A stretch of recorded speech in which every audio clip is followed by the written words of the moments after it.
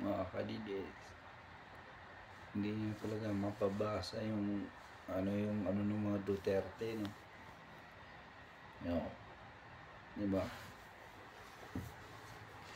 About sa politika, hindi nyo madadali yung mga Duterte.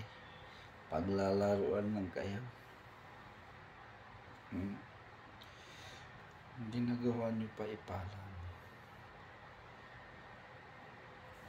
Naalala ko tuloy yung nagdala si Tatay Digong ng form. Tatakpo siya PC Presidente. Tapos si Bongo yung Presidente. O diba? Tatlong Duterte. Si Basti, si Pulong, si Pangulong Duterte. Nako.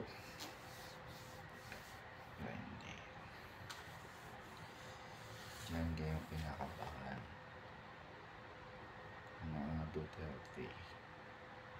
Marunong maglaro sa politika yan. Huwag yung in-underestimate ang mga taga Mindanao. Paglalaruan lang kayo niyan. Basta ito, solid DDS. Yun ang mga hindi alam ng mga media o anong babalita. Nag-trending kagad. Noon na gigurgur. Yung pangalawa, diba? Tanong kasi ng tanong yung media eh. Naalala ko sa Tatay Digong talaga eh, no? Diba? Kayo,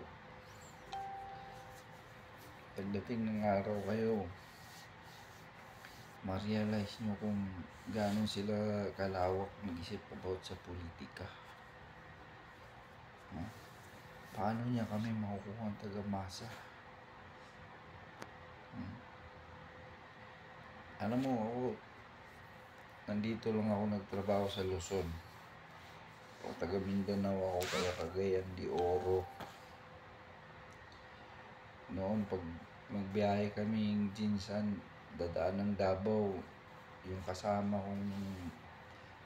namin sasabi, "Dong, kasi may butas ako dito." Sasabi niya, "Dong, tanggalin mo na yung arios mo na sa amin yung yung earrings.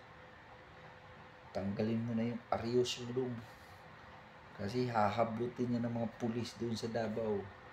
O, diba?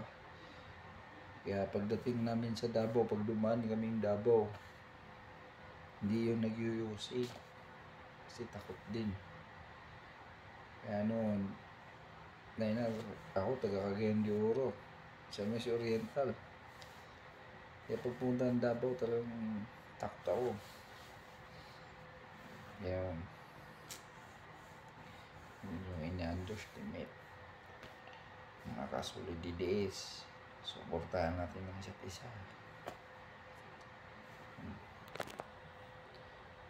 Kayo naman kasi.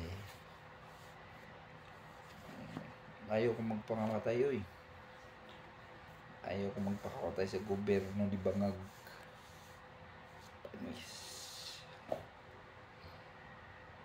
Pero si Tatay Dugong gagantihin nyo. Paala kayo sa buhay nyo. So,